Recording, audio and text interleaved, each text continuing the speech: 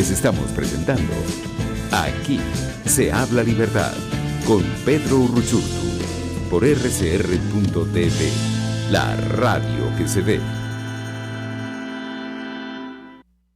Estamos de regreso en Aquí se habla libertad y antes de presentar a mi segundo invitado, quiero recordarles que si están buscando el postre ideal en buen sabor, buena presentación y además a un excelente precio, recuerden que tienen a Habibis Cakes, la variedad de postres que ustedes no ni se imaginan todo lo que les pueden ofrecer, además con la máxima calidad y por supuesto de muchísimas presentaciones de mini, individual, familiar, extra grande como lo necesiten y para cualquiera de sus eventos. Y además, este domingo, que es el Día de las Madres en Venezuela, también los pueden contactar porque tienen una súper oferta, no solo durante esta semana y por el Día de las Madres, sino durante todo el mes de mayo a propósito de esta fecha. Así que pueden contactarlos a través de @habibis_cakes. Allí pueden escribirles directamente en Instagram. Los van a atender con toda la mejor atención del mundo y además siempre dispuestos a escuchar sus ideas y convertirlas en realidad en postres y para cualquier ocasión especial.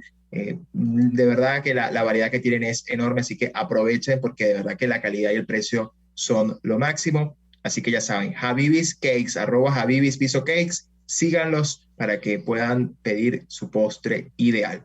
Y bien, ya tengo en línea a mi segundo invitado. Hablábamos en la parte anterior de Madrid, del ejemplo de lo que significa la libertad, de lo que significa la democracia, una victoria inspiradora para muchos, lo que significa lo ocurrido el pasado 4 de mayo, cuando Madrid definitivamente eligió libertad. Sin embargo, en otras latitudes, no solo en Venezuela, en América Latina, en varios lugares del mundo, así como en algunos otros lugares la libertad siempre gana, también la democracia está en riesgo y se pone cada vez en riesgo, cada vez más y en el caso de El Salvador no es la excepción. Hemos estado viendo en los últimos días muchísima tensión, no solo en El Salvador, estamos viendo lo que está ocurriendo en Colombia, estamos viendo pues muchas cosas pasando en simultáneo, pero concretamente en El Salvador tenemos allí una situación que nos gustaría analizar y sobre todo comprender cuál ha sido su evolución, hacia dónde va y por qué representa un peligro para la democracia.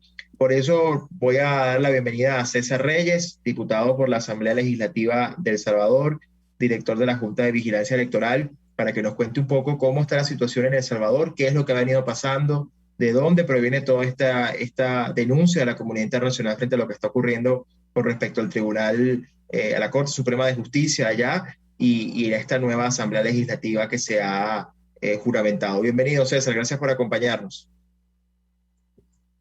¿Qué tal, Pedro? ¿Cómo estás? Un enorme placer volver a estar contigo y sobre todo pues en este programa que es tan importante hablar de la libertad, porque no solo en nuestras naciones es importante que la gente entienda la lucha de la libertad, sino que también en nuestra región. Es importante aclarar, Pedro, pues en este espacio que vamos a tener lo que está viviendo El Salvador justamente en estos momentos. Es que en El Salvador pues se perdió ya cualquier tipo o cualquier visión que nosotros tuviésemos de democracia, porque el gobierno actual presidido por Bukele atentó contra la separación de poderes y en un plumazo pues con la mayoría dentro del Parlamento sin seguir ningún tipo de proceso, sin respetar las leyes constitucionales o cualquier ley secundaria, pues en un plumazo destituyó ilegalmente a los magistrados de la Corte Suprema de Justicia en una madrugada y sumado a eso también destituyó al fiscal general de la República. Esto causó las alarmas terribles, ¿verdad?, sobre esta situación tanto en El Salvador como en la comunidad internacional, y para terminar de agravar esta situación sin seguir ningún tipo de proceso, sin seguir ningún tipo de estudio dentro del Parlamento, pues nombró de dedo a 5 magistrados de la Corte Suprema de Justicia y nombró de dedo también al fiscal electoral, todos afines al oficialismo y son perfiles altamente cuestionados e incluso pues el perfil del fiscal general de la República está relacionado pues con el narcotráfico del país. Entonces la situación que está viviendo El Salvador de verdad que es una situación que causa temor, que causa incertidumbre, porque hoy por hoy los ciudadanos salvadoreños pues carecemos de cualquier tipo de defensa frente a este gobierno, porque en realidad la separación de poderes no solo es la defensa que te puede garantizar un sistema frente a los particulares, sino que sobre todo es la defensa que te garantiza este sistema frente al Estado, que es el aparato con mayor poder que ha creado la humanidad, y si este no se administra bien o si no tiene contrapesos, pues pisotea cualquier tipo de libertad individual y pisotea cualquier tipo de libertad que nosotros podamos pensar como individuos.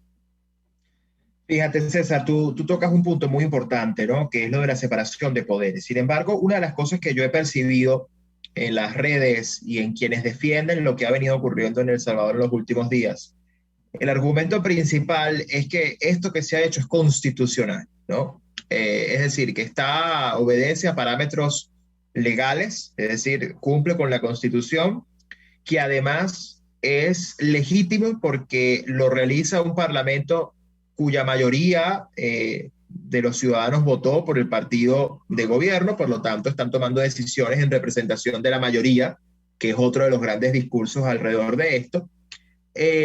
Y ese tema a mí me preocupa, yo lo mencionaba en estos días porque pareciera que se nos olvida cuando uno revisa la historia que las grandes atrocidades en la historia de la humanidad que han sido cometidas han sido legales. Es decir, han tenido su velo de incluso constitucionalidad. E incluso muchas de las grandes atrocidades también han sido en buena medida apoyadas por la gente, han sido populares, lo cual no quiere decir que sea algo bueno. Tú que estás allá, tú que estás involucrado, que entiendes perfectamente la situación, que estás en el medio de todo lo que está ocurriendo, ¿por qué no basta con decir que lo que está ocurriendo en El Salvador es constitucional y tiene el apoyo de la gente? Porque al final, esa pareciera ser la manera fácil de despacharlo, ¿no? Es como, bueno, ya, como lo dice la Constitución, está bien. Y la verdad es que no. Y mira que te lo digo desde Venezuela, donde todo lo que ha hecho este régimen ha sido en el marco de la Constitución y ha sido contra los venezolanos. ¿Cuál es tu lectura frente a esto y por qué lo que está ocurriendo en El Salvador, más allá de que sea constitucional o no, y yo sé que tampoco es constitucional porque tú nos explicabas el otro día que se está violando la Constitución, pero ¿por qué? Explícanos eso para quienes no nos escuchan y se dejan llevar a veces por estos argumentos que son pues muy automáticos pero muy poco profundos, ¿no? Claro, Pedro, primero hay que entender algo, que no todo lo que es popular viene siendo legal. Ya, eso es importante, y saber que el discurso populista pues se disfraza o se ampara o su único argumento es su popularidad. De hecho, el único argumento que ha presentado el oficialismo en estos momentos para destituir a los magistrados de la Corte Suprema de Justicia era de que las sentencias emitidas por la Corte Suprema de Justicia en el marco de la pandemia iban en contra de la voluntad popular. O sea, estamos hablando de que hoy este gobierno se va a regir por la voluntad popular, pero casualmente quienes interpretan la voluntad popular son ellos. Entonces aquí tenemos un gran problema.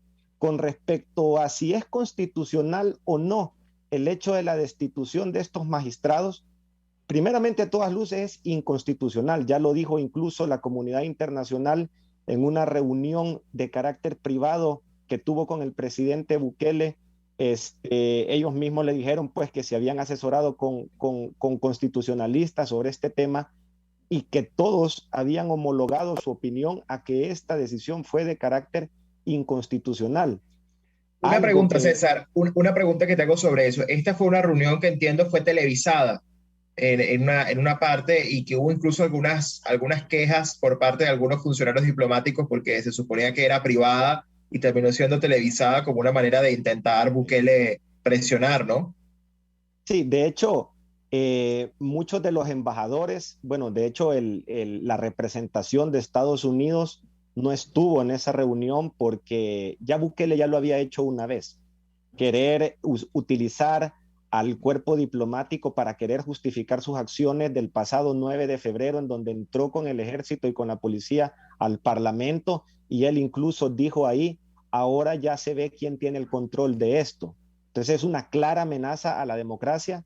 Ya había utilizado al cuerpo diplomático para querer justificar sus acciones, y pues Estados Unidos una segunda vez no va a caer en este juego de de un tipo que en realidad es un narcisista, es un niñato queriendo hacer política, todo mundo lo ha dicho, ¿verdad? Carece de toda madurez como estatista y él en realidad pues hace a voluntad propia lo que él considera.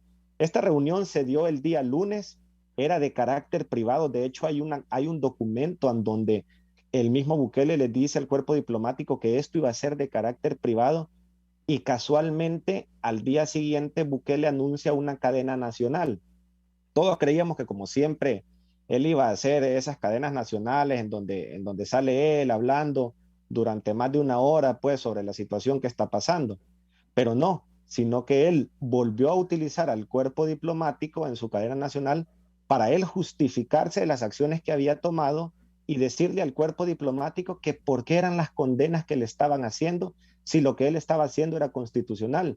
También en la cadena nacional pues se vio que el mismo cuerpo diplomático lo increpa y le dice que no, que ellos ya averiguaron, que ellos ya se informaron antes de llegar ahí porque no estaban inventando nada, porque Bukele los acusa que solo se habían reunido con la oposición. Y a lo que el embajador de la Unión Europea le dice claramente, no, nosotros nos reunimos con constitucionalistas de tu país y todos homologaron su postura y todos dicen pues que esto es inconstitucional y que les preocupa la situación que está pasando.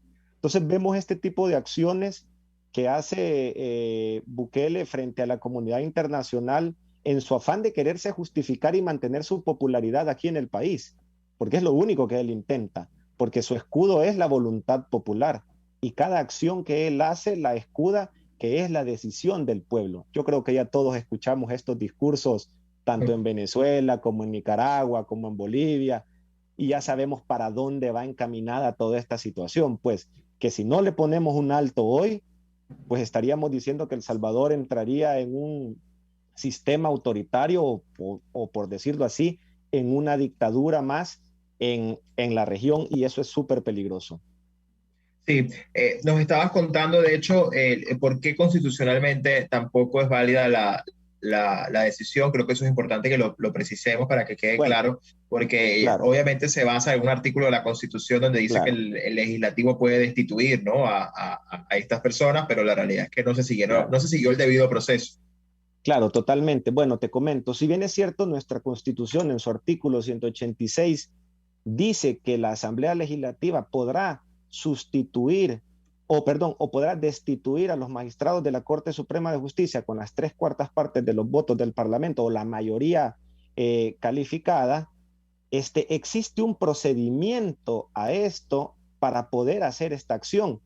Y no solo el artículo 186 actualmente como está, tuvo una reforma en los años 90 en donde especifica que para poder destituir a los magistrados debería de comprobarse el hecho o los hechos por los cuales estos son destituidos para poder realizar esta acción.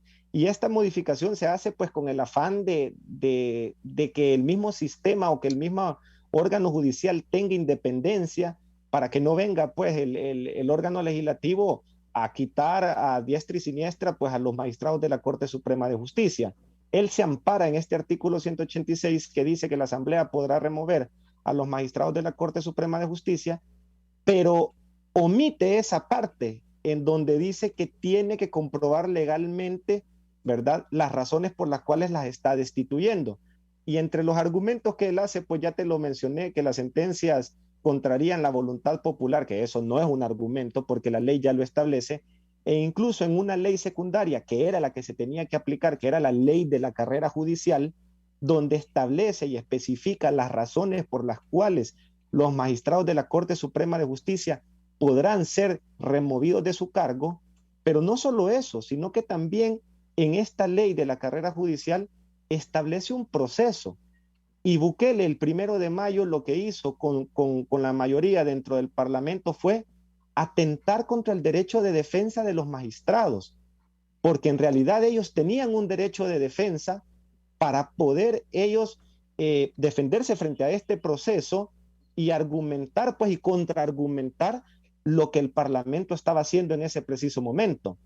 Entonces Bukele no solo interpreta mal la Constitución como lo ha venido haciendo todo este tiempo, porque en realidad en ningún decreto ejecutivo Nayib Bukele tuvo la razón por claras violaciones constitucionales durante la pandemia, sino que también en esta acción que comete interpreta erróneamente nuevamente la Constitución de la República y omite otra legislación que era la que se tenía que aplicar y se salta todo tipo de proceso y atenta contra las garantías constitucionales de los magistrados de la Corte Suprema de Justicia y después atenta cuando hace ese nombramiento de dedo de los magistrados y del fiscal general de la República, atenta contra toda meritocracia, contra toda participación, porque los perfiles se tenían que haber estudiado en comisión y haber depurado, pues, y decir quién era el perfil más idóneo para ostentar dicho cargo.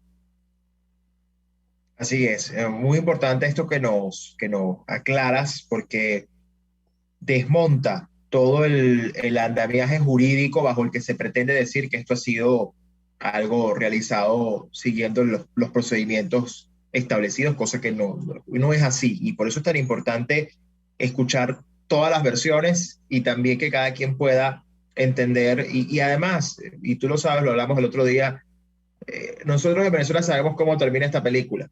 Eh, y la judicialización de la política es el primer paso para precisamente acabar con los controles y los contrapesos al poder.